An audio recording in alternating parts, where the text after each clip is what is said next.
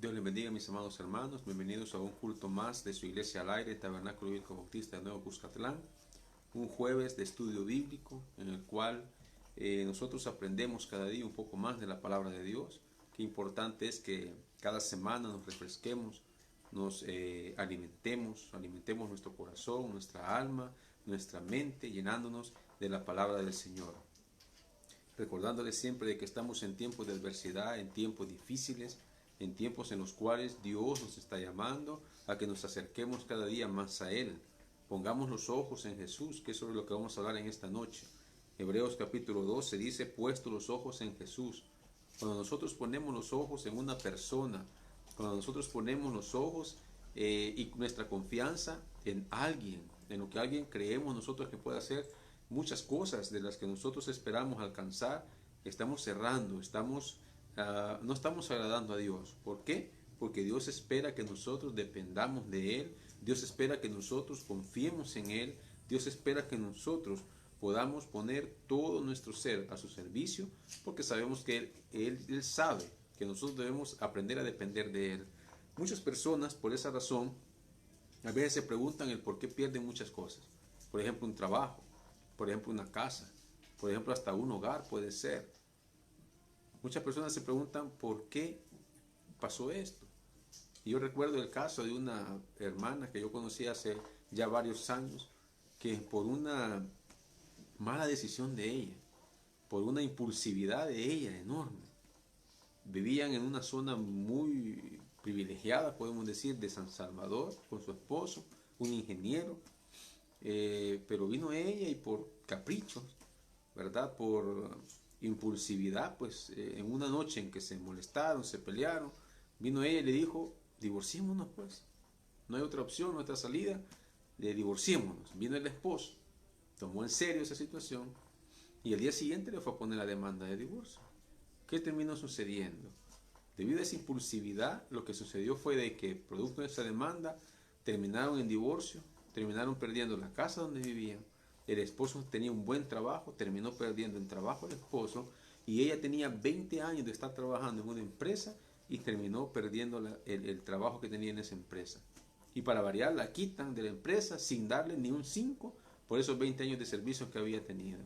Tenía un buen salario, termina trabajando en una institución de gobierno, pero en el cual le pagaban $400, mucho menos de lo que ella ganaba anteriormente. Hasta que ella entendió eso, hasta que comprendió esa situación, que fue producto de esa impulsividad, de ese capricho, de poder no llevar bien su matrimonio, bien su hogar, terminaron los dos mal. El esposo termina al final viviendo solo, pero las situaciones de la vida muchas veces no las entendemos, pero sí debemos entenderlas a la luz de la Biblia. Entonces Dios permitió, tenían 2 hijas en común, las 2 hijas se van con la señora, andaban viviendo de casa en casa, alquilando en diferentes lugares, y el señor viviendo con un familiar. Pasado un buen tiempo, el señor enferma.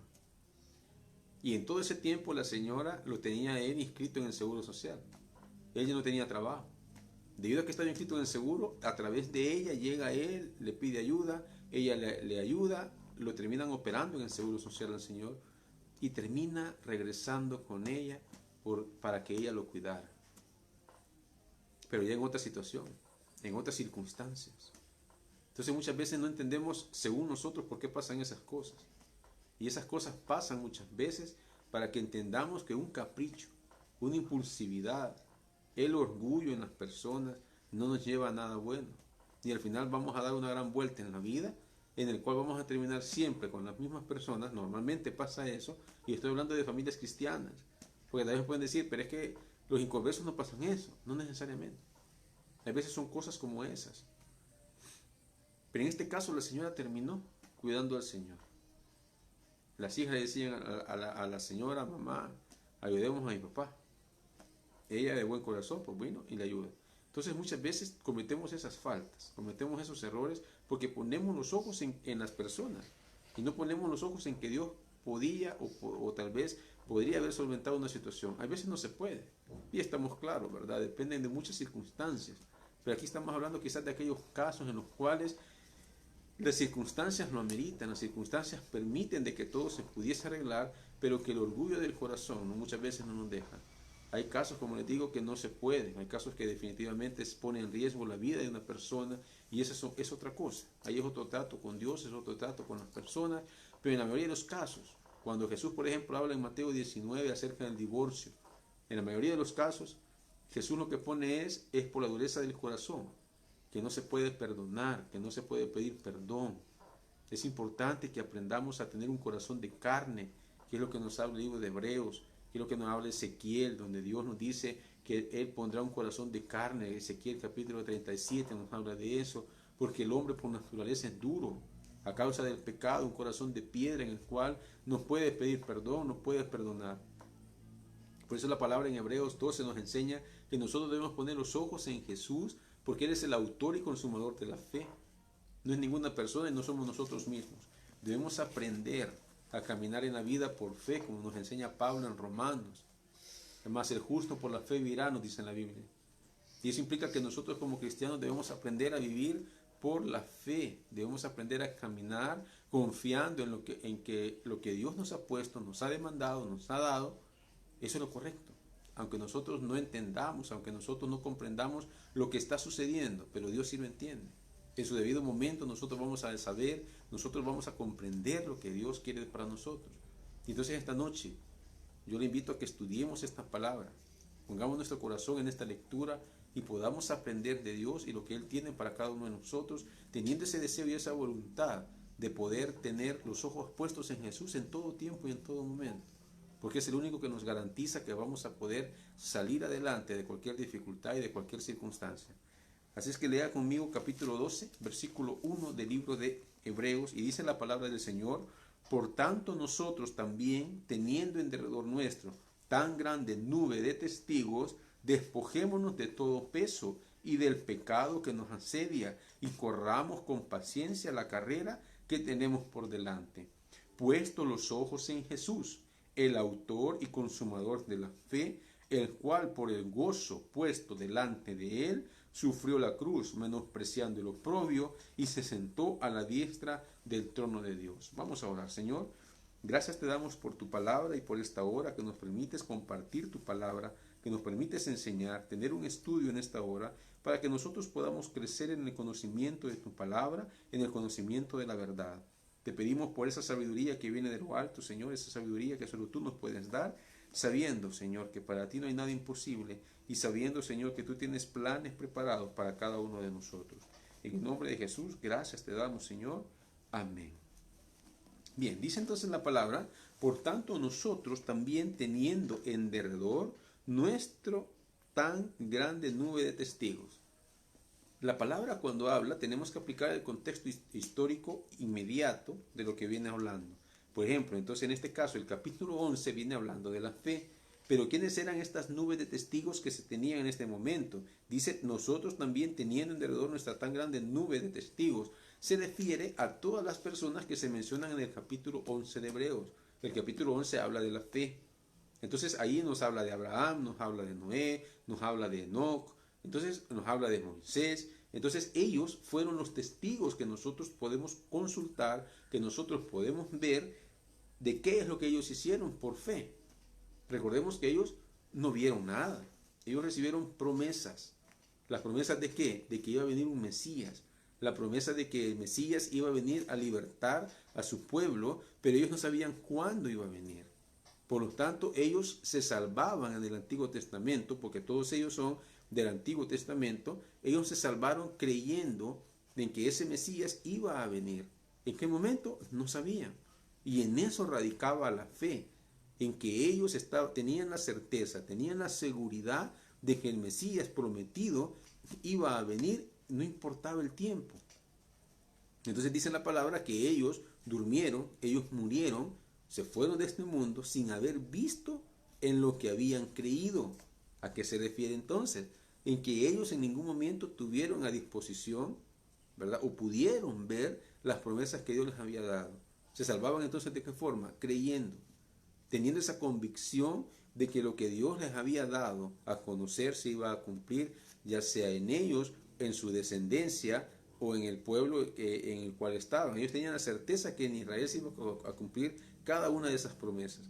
Entonces nosotros, dice la palabra, de que tanto el Antiguo Testamento nos ha quedado a nosotros como ejemplo. Yo siempre digo que hay situaciones en la vida que son espejos para uno. Por ejemplo, un pastor, me recuerdo yo que un pastor enseñaba acerca del divorcio y él decía, véanme a mí, decía él, véanme a mí que yo me tuve que divorciar por diferentes causas de la vida, pero no fue imputable a mi esposa, decía él.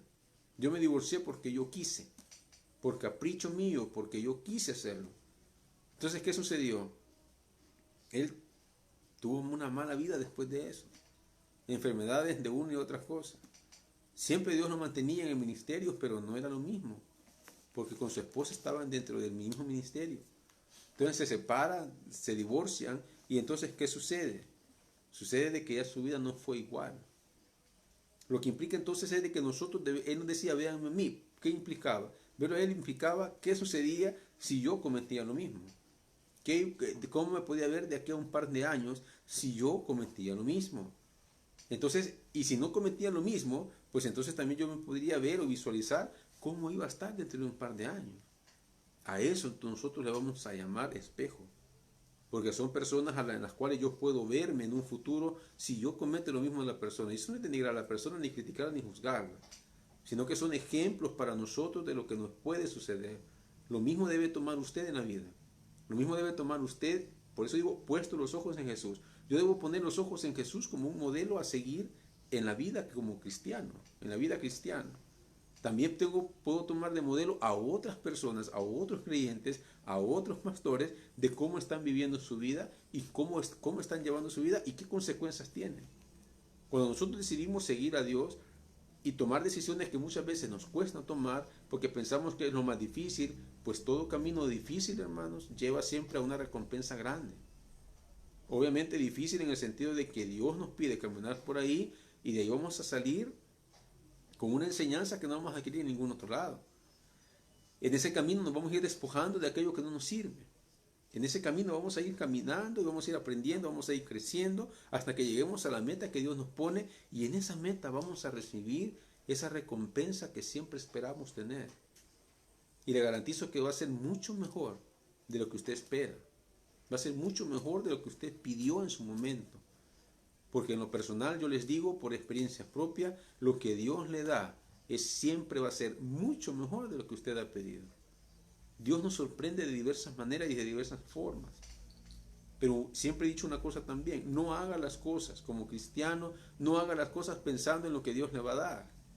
Porque puede ser que Dios también no le dé nada o no le dé las cosas como las pidió y entonces usted se va a resentir, tal vez no se las dé en el tiempo también que usted lo pidió, entonces usted se va a resentir con Dios, va a encontrarse muchas veces peleando contra Dios, rebelándose contra Dios, porque usted no tiene lo que pidió, porque usted no tiene lo que pidió como lo pidió. Entonces haga las cosas, dice la palabra, aunque sea para los hombres, dice que hagámoslas como para Dios, porque no voy a esperar nada a cambio, yo no voy a esperar que me recompensen, yo tengo que servir por gratitud, yo debo de servir sabiendo que yo voy a dar porque Dios me ha dado a mí.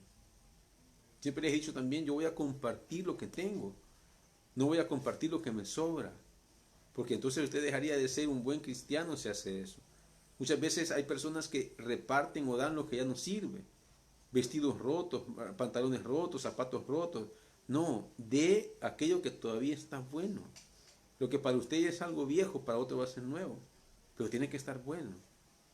Y aparte de eso, dar por gratitud de lo que Dios le ha dado a usted. No dé por lástima, no dé tampoco porque le sobra, no dé tampoco porque ya no sirve. Dé de lo que tiene, comparta de lo que usted tiene, y eso significa muchas veces partir las cosas. Tal vez puede ser un plato de comida y usted parte ese plato de comida por la mitad y se lo da a aquel que necesita. Tal vez puede ser un vestido, un par de zapatos, pero está bueno todavía y usted lo da de todo corazón. Eso es gratitud. Y recuérdese que Dios dice que al pobre da, a él le presta. Entonces, cuando nosotros ponemos nuestra atención en Dios y no en la persona, nuestra visión de ver las cosas cambia. Entonces, Dios nos puede recompensar, pero siempre digo, hagámoslo no por la recompensa que yo pueda recibir, porque así yo no voy a estar frustrado en el futuro si no recibo nada. Voy a estar agradecido siempre y voy a sentir tranquilidad en mi ser interior por una acción que hice. Entonces la palabra nos enseña que veamos como espejo a estas nubes de testigos. ¿Qué hicieron? ¿Qué hicieron? Creyeron, pero no vieron en lo que habían creído, no lo vieron. En lo que Dios les había prometido, no lo vieron. Yo siempre digo, hoy se está hablando bastante y es bueno aprender, ¿verdad? La sana doctrina, las buenas palabras, la buena enseñanza. Es bueno conocer acerca de la segunda venida del Señor. El Señor está cerca, el Señor ya va a venir. Claro que sí. Y eso es lo que la palabra nos manda, que nosotros enseñemos y prediquemos. Pero yo siempre tengo una pregunta ante eso.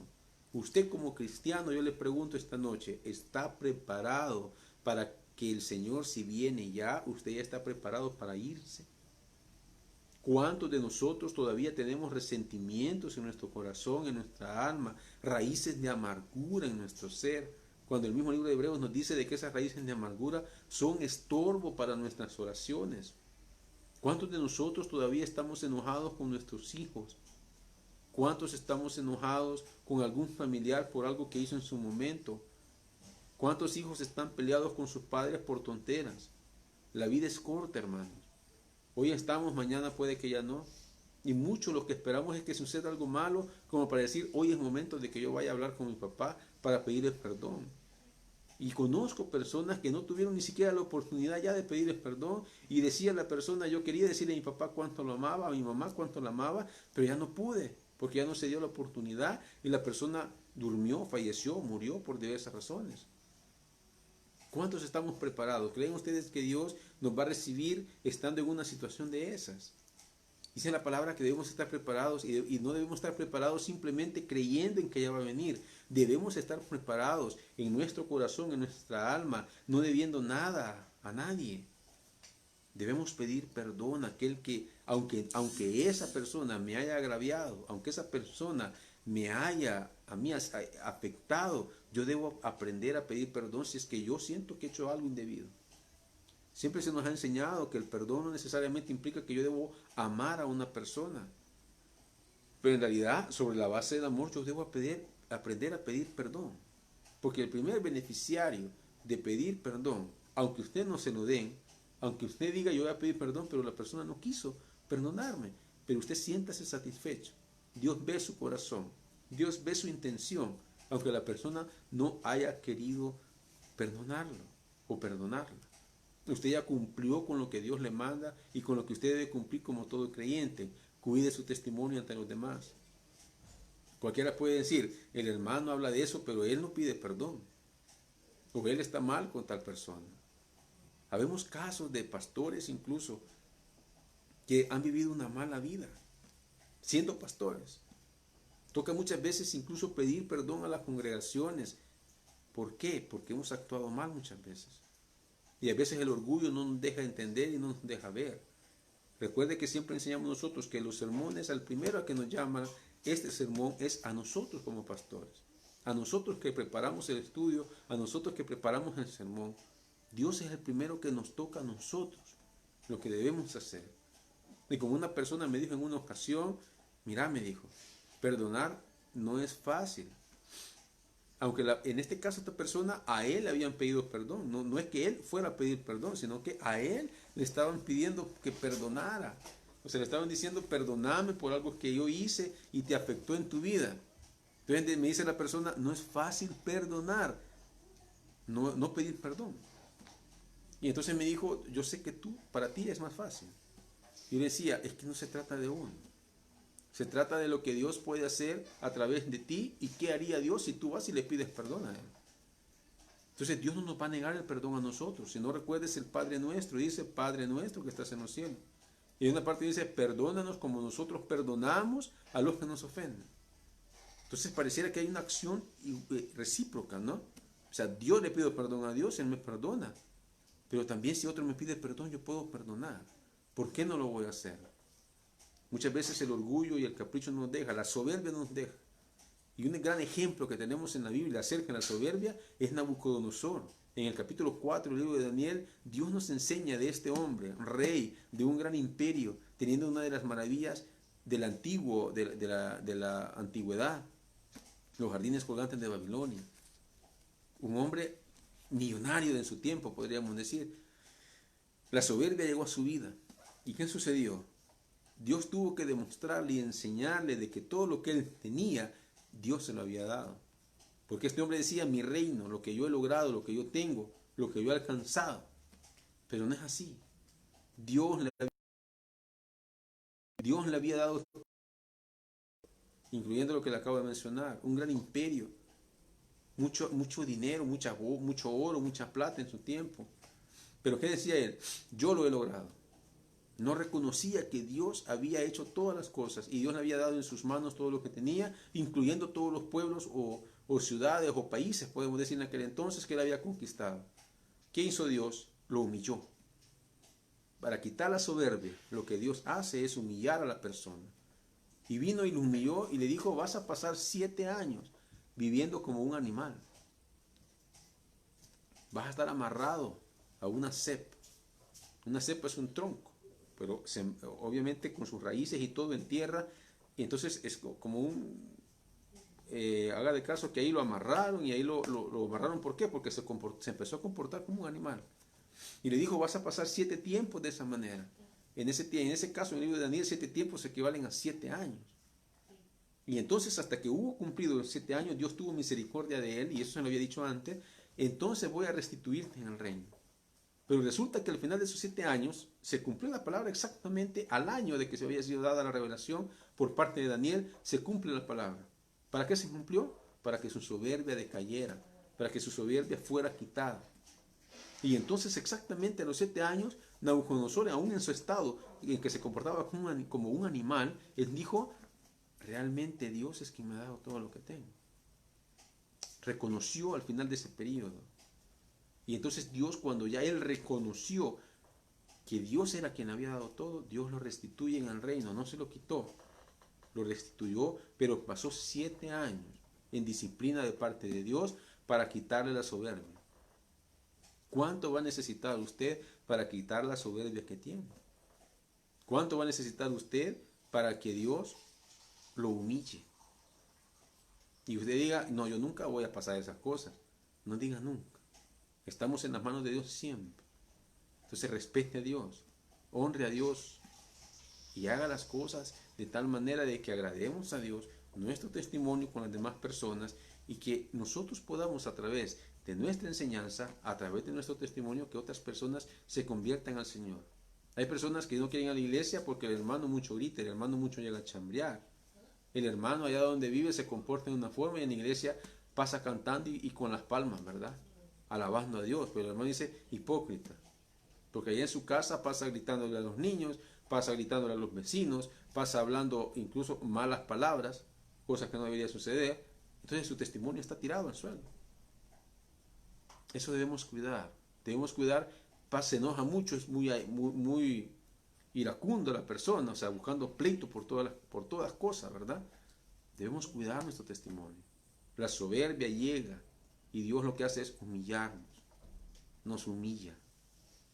Para que nosotros la soberbia no controle ya nuestra vida, porque quiere ver algo diferente en nosotros. Entonces dice, luego, tenemos los testigos entonces. Los testigos son para que nosotros podamos ver y podamos aplicar lo que ellos hicieron y podamos tomar un ejemplo a través de ellos de cómo podemos agradar a Dios. Y vamos a agradar a Dios creyendo en que las promesas que nos ha dado, Él las va a cumplir. Y nosotros vivimos esperando que esas promesas se cumplan. Vamos a agradar a Dios con eso. Vamos a tener comunión con Dios sabiendo y que vamos a esperar esas promesas. Luego dice, despojémonos de todo peso y del pecado que nos asedia. Despojémonos, dice, de todo peso y del pecado que nos asedia. Recuérdese que estamos en el mundo y la Biblia nos llama a que nosotros debemos saber como cristianos convivir con los pecadores. Aunque nosotros también lo somos. Pero cuando digo convivir con los pecadores, ojo, no estoy diciendo que yo no soy, no estoy diciendo que usted no lo es. Porque el pecado, recuérdese que con solo pensar, dice la palabra, un mal hacia otra persona, ya cometí pecado. Con solo pensar. La concupiscencia es la capacidad de usted y mía de generar maldad. Y esa maldad, nos dice el libro de Santiago, comienza a crecer de tal manera de que ya empiezo a maquinar cómo lo voy a hacer y comienzo a generar aquellas cosas para cometer esa falta, para hacerle daño a una persona. Pero cuando ya llego a cometer la falta, dice la palabra, entonces nace el pecado. Hay personas que empiezan, por ejemplo, en sus trabajos a maquinar cómo quitar a su compañero. ¿Cómo podemos echar al jefe para quedarme yo en esa plaza de jefatura? Esa es una maldad, esa es la concupiscencia. Y empiezo a generar chambres, empiezo a generar disensión entre los empleados, a tal punto que hay quienes lo logran. Y logran hacer que un jefe sea despedido de ese lugar de trabajo con la finalidad de que él luego llegue y dice, yo puedo aplicar a ese puesto y yo puedo estar mejor, puedo ser mejor que el otro jefe. Y lo hacen. Iglesias que yo he conocido, que hermanos se han levantado a hablar de la congregación en contra de los pastores, y tal vez el pastor es una buena persona, es un buen pastor, lleva por buen camino la iglesia, pero a través de este hermano o a través de este grupo de personas, terminan echando al pastor. Para que una persona dice, no, es que yo quería ser el pastor, y esta persona sube, esas iglesias no prosperan.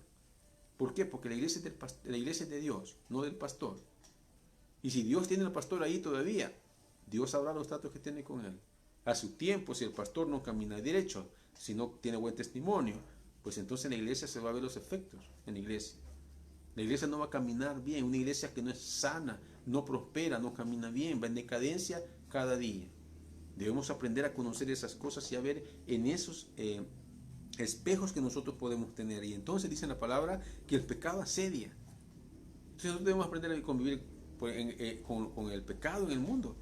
Entonces hay personas que en los trabajos de pronto el viernes allá, hey, véngase hermanito, vamos a tomar un par de cervecitas, no le va a hacer daño. A eso me refiero. El buen cristiano va a decir, no, no puedo, porque eso no va conmigo. El buen cristiano. Pero aquel hermano va a decir, una no me va a hacer daño. A eso se refiere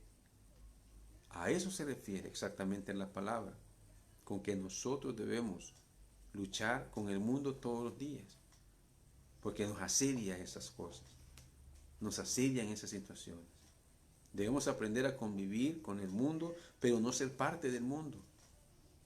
Debemos aprender eso. Luego dice la palabra, y corramos con paciencia la carrera que tenemos por delante. O sea, ¿qué tenemos por delante? El seguir creciendo como cristianos, el seguir pasando en desiertos en ciertos momentos de nuestra vida, en diferentes procesos en los momentos de nuestra vida. Diferentes procesos, diferentes formas en que Dios trata con nosotros. Y dice que corramos con paciencia. Recordemos que la paciencia es un fruto, es algo que nosotros como cristianos podemos desarrollar y tenemos a través del Espíritu Santo el día que nosotros llegamos a los pies del Señor.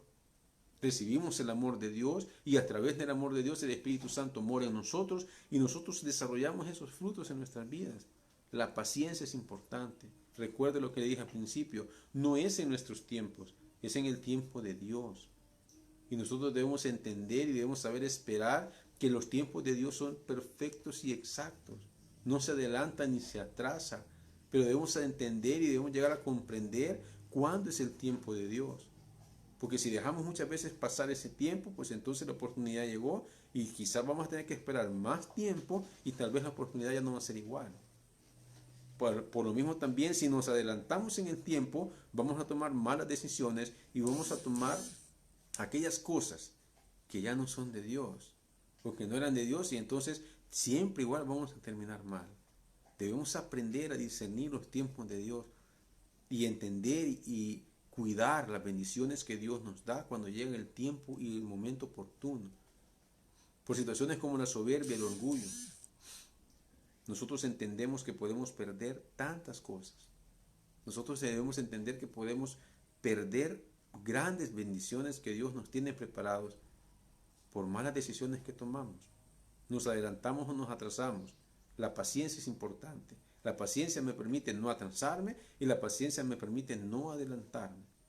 Por lo tanto, dice que debemos correr con paciencia la carrera que tenemos por delante. Entonces debemos entender de que esa carrera que tenemos por delante es que llegar a la meta. Usted como cristiano llega a la meta de dos formas. Si el Señor viene por nosotros, hoy mismo llegamos a la meta. Permanecemos firmes y supimos esperar con paciencia. O, como dice Pablo, llegó la hora en que somos llamados a su presencia y hemos corrido y hemos peleado la buena batalla. Pero dice, nunca debemos de caer. Debemos siempre esperar en el Señor, confiar en Él, que todo lo que hace es perfecto. Y si peleamos la buena batalla y llegamos hasta el final de esa meta, eso debe ser la vida del creyente. No aquel que dice, Dios ya no me contestó. No aquel que dice, Dios no responde a mis oraciones. Y entonces, ¿qué hace? Se va a perder al mundo. Ese no es un cristiano que corre con paciencia la carrera que tiene por delante. Nuestro objetivo, acabamos de leer, los ojos en Jesús. Nuestro objetivo es Jesús. Nuestro objetivo es llegar a ser como Él, llegar a vivir como Él. Y no vamos a ser perfectos en este mundo. Somos personas imperfectas, porque el único perfecto es Dios. Pero sí podemos caminar en esa imperfección todos los días, muriendo a nosotros mismos y dejando crecer a Dios, a Jesús, a través del Espíritu Santo en la vida que nosotros llevamos. Luego dice el versículo 2, puesto los ojos en Jesús, el autor y consumador de la fe. ¿Por qué dice la palabra que es el autor y consumador? Pues claro, Él viene como apóstol de Dios, o sea, un enviado de Dios, para un fin en específico, para un llamado específico, y Él obedece. Al obedecer, ¿qué está haciendo? Al obedecer, Jesús está diciendo, yo creo en que lo que mi Padre me ha mandado a hacer, así es y así se va a cumplir. Por lo tanto, Él comenzó a trabajar y a caminar en su vida orientado a lo que su Padre le había mandado, orientado a lo que su Padre le había llamado a hacer. Por eso es un apóstol. Jesús es un apóstol de Dios. Es un enviado de Dios para un fin específico. Luego, cuando Él cumple ese llamado y llega a la cruz, ahí consuma. Cuando Él muere. Por eso dice Él, consumado es. Porque lo que había prometido el Padre, lo que habían acordado con el Padre que se iba a hacer, se cumple exactamente en ese momento. Y por eso dice, consumado es. He cumplido, he llegado al final. Así nosotros como cristianos debemos llegar al final de todo eso, obedeciendo lo que Dios nos ha llamado. A muchos de nosotros Dios nos ha llamado para un fin específico y muchos todavía están pensando si será cierto que Dios nos llamó. Muchos nos ha llamado a un servicio probablemente, a muchos nos ha llamado a ir a prepararnos en teología para seguir sirviendo, a muchos los ha llamado para ir a prepararse en liderazgo para seguir sirviendo, a muchos los ha llamado para ir a la iglesia y servir en la iglesia o por lo menos estar de congregación. A cada uno Dios nos llama de diferentes formas. Pero yo siempre le digo a los hermanos, el hermano incluso que está sentadito, escuchando la palabra, aunque no tenga un ministerio, hasta él le sirve a Dios en los lugares donde anda. ¿Cómo? A través de su testimonio, a través de lo que usted le cuenta a las demás personas, de lo que Dios ha hecho en su vida. A través de decirle a las personas, yo estaba en este lugar y Dios me sacó de este lugar. Yo vivía de esta manera y Dios permitió que ya no viva de esa manera. Yo sufría en mi hogar y Dios permitió que pasara esto, esto y esto, y yo ahora soy diferente. Yo ahora, eso ya no es, y Dios me permitió que sea diferente ahora. Ya sea que porque el esposo cambió, ya sea que porque usted cambió, ya sea que porque pasaron diferentes formas que Dios permitió que sucedieran, pero ahora usted es una persona diferente. Y ese testimonio a otro le va a permitir saber de que hay una esperanza, que si nosotros ponemos nuestra mirada en Dios, nosotros vamos a saber que vamos a ser diferentes personas, que ya no vamos a estar como estábamos. Entonces debemos aprender a que Jesús es el autor y consumador de la fe. Por lo tanto, si Él logró obedecer, si Él logró cumplir su cometido y llegó al final, nosotros también podemos. Y Jesús lo hizo en su humanidad, como dice Filipenses capítulo 2, porque Él se despojó, dice. Él era Dios, pero Él se limitó. Él dijo, yo tengo poderes para poder bajar de esa cruz y poder hacer otras cosas. Pero Él dijo, no, lo voy a hacer humanamente. Tomando forma de siervo, dice, tomando forma de hombre. ¿Para qué lo hizo? Para comprender nuestra humanidad. Para entender que nosotros somos débiles y que necesitamos de Él. Para entender que a nosotros nos cuesta y tenemos muchas veces ese sentimiento de que queremos luchar pero nos cuesta. Entonces Él nos entiende perfectamente. Cuando nosotros vamos en oración a Dios y decimos, Señor, yo quiero hacer esto, yo quiero agradarte, pero muchas veces tengo este problema, me cuesta, Dios me va a comprender. Porque a través de Jesús, en su humanidad, entiende que es vivir en la carne. O sea, tener este cuerpo, no vivir en la carne de pecado, sino tener este cuerpo, el cual dice Pablo que es corruptible. Que día a día tenemos que luchar contra hacer lo que no debo de hacer. Luego dice, el cual por el gozo puesto delante de él sufrió la cruz. O sea, ¿qué está diciendo entonces? Que a pesar de las circunstancias, de las pruebas que Jesús pasó, él se gozaba. Porque la meta de él era la cruz. Entonces nosotros debemos de gozarnos porque nuestra meta debe ser esperar la venida del Señor, pero estar preparados para ello. Nuestra meta debe ser cumplir el llamado que Dios me ha hecho hoy en día para que mi gozo sea completo. Que a pesar de la adversidad y de las pruebas que tengamos y las necesidades que podamos tener, debemos entender que Dios está en control de todas las cosas. Dice entonces, menospreciando el oprobio. Recuérdese que cuando Jesús llega, se entrega, porque eso siempre lo he enseñado, Jesús se entrega. A él no lo agarraron, no lo tomaron preso, él se entregó voluntariamente. ¿Qué sucedió? Cuando después de que lo enjuician y después determinaron que iba a morir crucificado, llegan, lo toman los soldados romanos, le ponen una corona de espinas, él comienza a sangrar y se comienzan a burlar de él. Lo escupían, dice la palabra. Al final lo terminaron castigando, azotando. Entonces ese es el oprobio. Todo eso que él sufrió en ese lapso de tiempo, que la gente lo escupía, que los soldados lo ultrajaban, que los soldados lo castigaron con látigos y con diversos tipos de instrumentos de tortura o de castigo. A pesar de eso, dice, se sentó a la diestra del Padre, menospreciando. O sea, no le importó. Dijo, está bien, voy a sufrir lo que tenga que sufrir. Y es lo que nos habla Isaías capítulo 53, el sufrimiento del siervo. Pero ¿qué debemos entender nosotros? Si Jesús sufrió todo eso, nosotros no llegamos, pero digo siempre yo, no es nada lo que tenemos a lo que Él sufrió. Yo por eso cuando veo la película La Pasión de Cristo, yo veo que incluso la película todavía le falta un poquito de dureza a lo que era en aquel tiempo, en cuanto al castigo de las personas. Todavía le falta. Yo me recuerdo que cuando esa película salió, 2004, si no mal recuerdo, el año en el que salió esa película, murieron muchas personas de infartos en los cines, del impacto de ver esa película. Imagínese usted, el impacto de ver el castigo que recibió. Ahora, y yo le digo a usted, falta todavía un poco de dureza. Entonces cuando decimos eso, yo le digo, probablemente no es nada lo que nosotros tenemos a lo que él sufrió en un lapso corto de tiempo, porque llegó a morir. Entonces debemos entender de que menospreciar eso lleva al final ¿a qué? A grandes recompensas. Imagínense la recompensa que recibió Jesús. Él menospreció el castigo, menospreció todo eso, pero porque él tenía una meta por delante.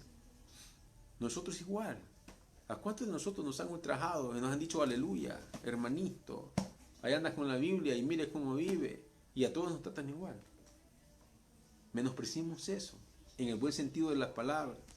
Porque al final la recompensa que Jesús recibió fue, se sentó a la diestra del trono de Dios. Esa fue la recompensa tan grande que Dios le dio. ¿Por qué? Porque obedeció a la palabra, tuvo fe, caminó y corrió con paciencia a la meta, que era la cruz. La meta de nosotros ya le dije cuál debe de ser. Pero debemos correr eso. Y correr con paciencia, correr con tranquilidad, con gozo, sabiendo que Dios tiene el control de todas las cosas. Luego dice el versículo 3, considerad a aquel que sufrió tal contradicción de pecadores contra sí mismo. O sea, lo que está diciendo, imagínese usted, que los pecadores lo enjuiciaron.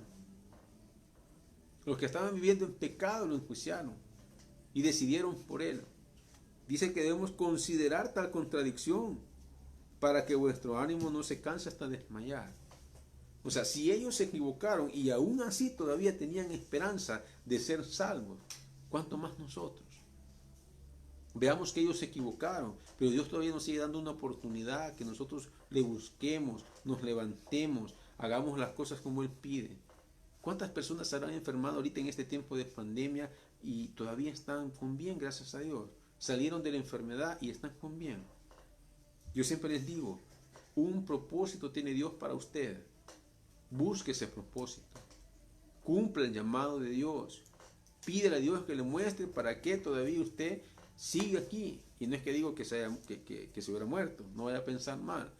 Yo siempre digo, un propósito Dios tiene por el cual a usted lo ha cuidado. ¿Cuántas personas dicen y dan testimonio, Dios me salvó y me rescató de un accidente en el cual yo pude haber muerto?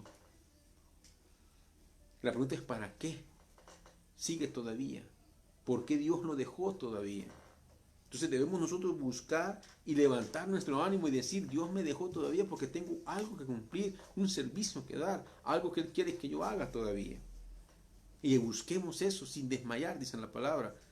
O sea, no nos cansemos, no tiremos la toalla, como para decir es que yo no sé qué quiere Dios y yo no sé qué puedo hacer.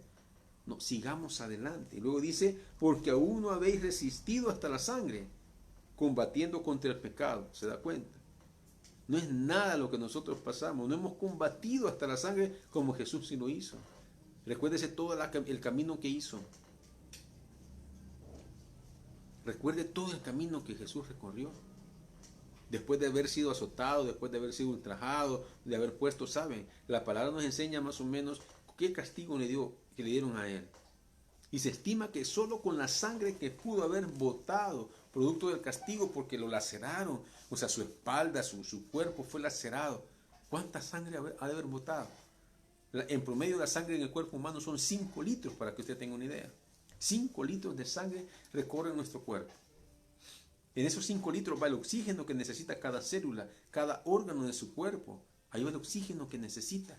Los alimentos, los nutrientes que necesita cada célula para vivir, ahí van, en la sangre. Imagínese usted pierde sangre, 1 litro que usted pierda, ya está en peligro de muerte. Ya está comprometido su cuerpo, probablemente 1 o 2 litros que pierda, ya está comprometido su cuerpo porque sus órganos ya no van a recibir lo que necesitan. Imagínense que con solo ese castigo se estima y se cree que ya pudo haber muerto solo por la sangre que había botado.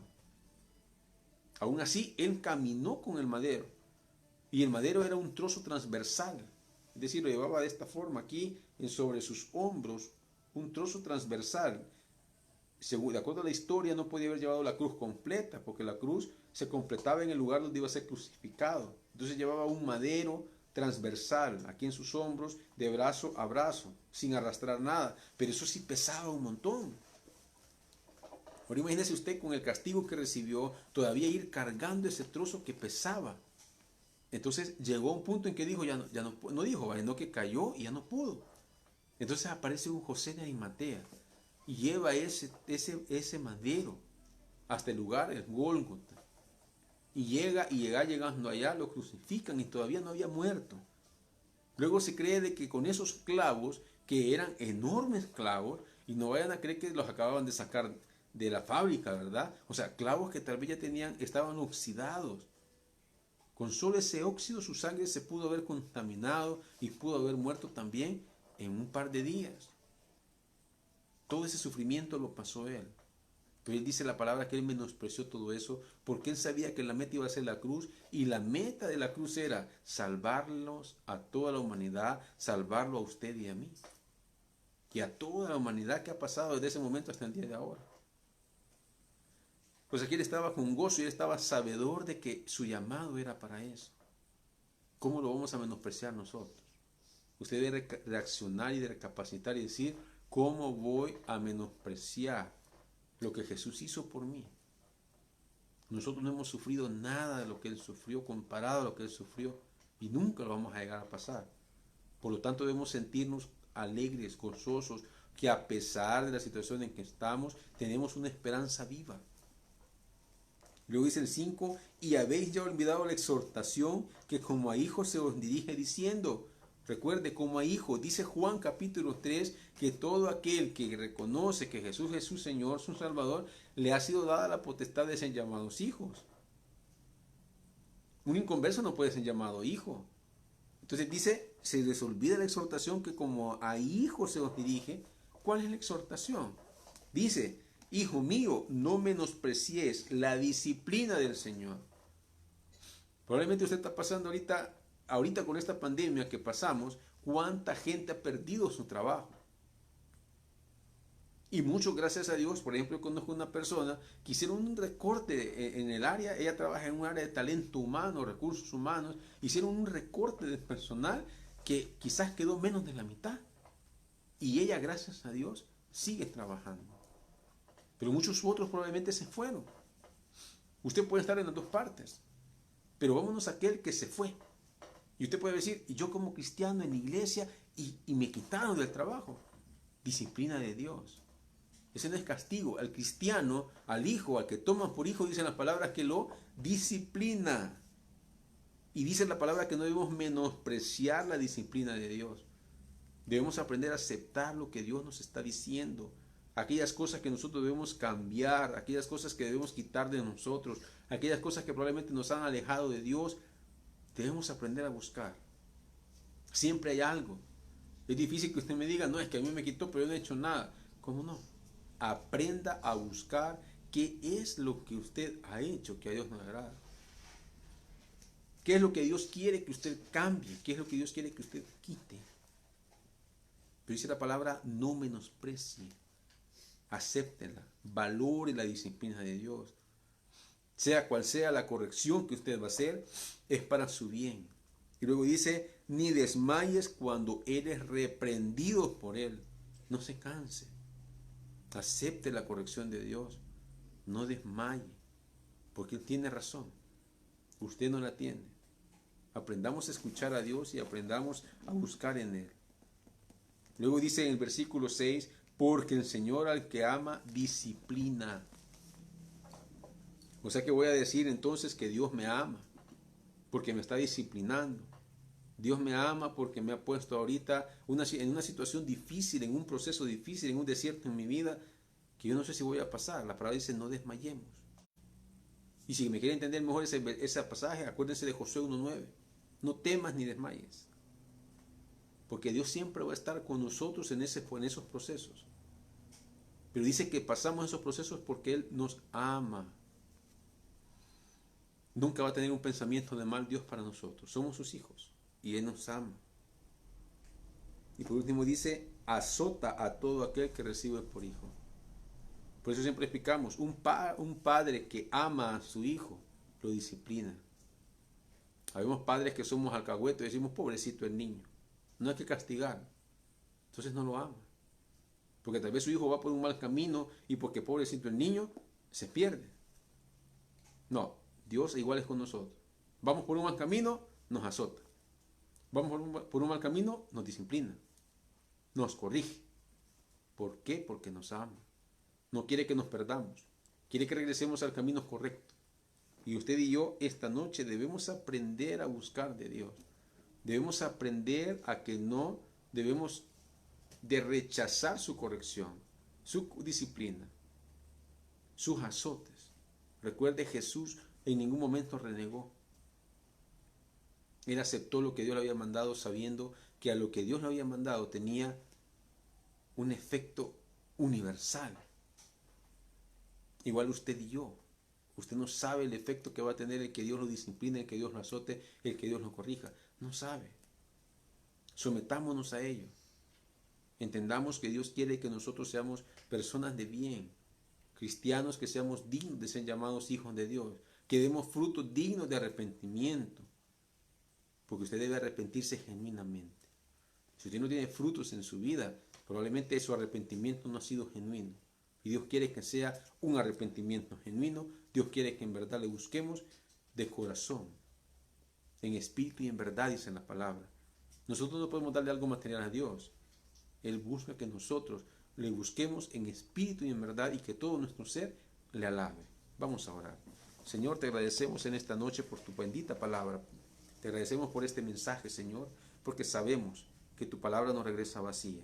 Ayúdanos a tener los ojos puestos en Jesús. Ayúdanos, Señor, a conocer y a entender ese plan que tú tienes para nosotros. Ayúdanos a no desmayar, Señor, en ningún momento de tu corrección, a no desmayar, a no criticar, a no rebelarnos, Señor. Porque sabemos que tú, Padre bendito, tienes planes maravillosos para nosotros. Así como dice Jeremías 29:11, que tú tienes pensamientos de bien y no de mal. Ayúdanos a entender que tú tienes, Señor, un pensamiento de bien para nosotros. Que aunque nosotros veamos que estamos mal ahorita, nosotros sabemos que al final vamos a tener pensamientos de bien. Al final vamos a salir en victoria y al final tú nos vas a tener en un lugar, Señor, y vamos a lograr, Padre Santo, cumplir con ese plan que tú tienes para nosotros. Ayúdanos a entender en los procesos en los que estamos ahorita como hijos tuyos. Ayuda a aquel hermano que se ha alejado de la iglesia para que pueda regresar. Ayuda a aquel, Señor, que no ha podido perdonar Dale fuerzas y que puedas perdonar. Ayuda a aquel hermano, a aquella persona que necesita pedir perdón a alguien que tiene raíces de amargura, que tiene soberbia, orgullo, que no es humilde. Y entiéndase humildad no como pobreza, sino su ego tiene que quedar fuera. Porque tiene que menguar y reflejar a Jesús en su vida diaria. Ayúdale a perdonar. Ayúdale a quitarse su orgullo. Ayúdale, Señor, a ser humilde. Así como hiciste con Nabucodonosor, Señor. A reconocer que tú nos has dado todo lo que tenemos y que sin ti no somos nada. Te pido por los hermanos que están en enfermedad también, Señor. Que puedan aprender a poner los ojos en Jesús, autor y consumador de la fe, porque es el único que puede hacer una obra en su vida. Probablemente los médicos ya no dan esperanza de nada, pero tú, Señor, tienes la última palabra, y si tu última palabra es que una persona muera, ayúdanos a aceptar también eso. Ayuda a aquellas personas que han perdido un familiar en este tiempo de pandemia. Dale fuerza, Señor, dales fortaleza, dales entendimiento del por qué perdieron a ese familiar. Te agradecemos, Padre bendito. Te agradecemos, Señor, en el nombre de Jesús, y que la gloria y la honra sean a ti en todo tiempo y en todo momento. Te agradecemos, Padre, por la iglesia, te agradecemos por el privilegio que nos das de compartir tu palabra, y que la gloria y la honra sean a ti, Señor amado. En el nombre de Jesús oramos, en el nombre de Jesús te bendecimos, Señor. Amén. Y usted, mi amigo hermano que no conoce al Señor, que usted puede entregar su vida al Señor. Todo esto que hemos hablado, tener fe, poner nuestros ojos en el autor y consumador que es Jesús, usted necesita conocerlo para poder poner sus ojos en Él. ¿Cuál es su vida? ¿Cómo hizo las cosas? ¿Por qué las hizo? Esto que hemos aprendido hoy es algo que todavía falta mucho por aprender. Pero vaya usted en oración, incline su rostro, arrodíllese si puede, y pídele al Señor y dígale: Señor, yo reconozco que soy pecador, reconozco que te he rechazado todo este tiempo. Te pido en el nombre de Jesús que seas tú, Señor, siendo mi Salvador a partir de esta hora. Te entrego mi corazón, te entrego mi alma, te entrego mi mente. Y te pido, Señor, que a partir de hoy camines junto a mí, me guíes, que el Espíritu Santo, Señor, me ayude a cambiar todo aquello y a entregar todo aquello que yo debo de entregar. En el nombre de Jesús, Señor, mi Salvador, hemos orado. Yo le invito a que se continúe congregando, que siga aprendiendo de la sana doctrina, y que nosotros podemos ayudarle a que usted siga creciendo en el conocimiento y la sabiduría de Dios. Le agradecemos su sintonía y le pedimos que siga sintonizando cada predicación, cada sermón que se va a dar o que se da a través de estos medios. Padre, te damos gracias en esta hora. Te agradecemos por el privilegio que nos has dado de poder transmitir este mensaje, Señor. Sabemos que muchas personas no pueden escuchar tus palabras, Señor, pero que tú tienes los medios, Señor, para que las personas puedan llegar este mensaje a cada rincón y hasta el último de la tierra. Te pido por cada predicador, por cada persona, Señor, que va a predicar tu palabra en los próximos sermones, en los próximos cultos que se van a transmitir. Te agradecemos, Señor, por todo lo que haces en nuestras vidas, y gracias, Señor, por todo lo que nos das y por lo que no nos das también. En el nombre de Jesús oramos. Amén. Que el Señor les bendiga, mis hermanos, y los esperamos a que siga sintonizando cada predicación.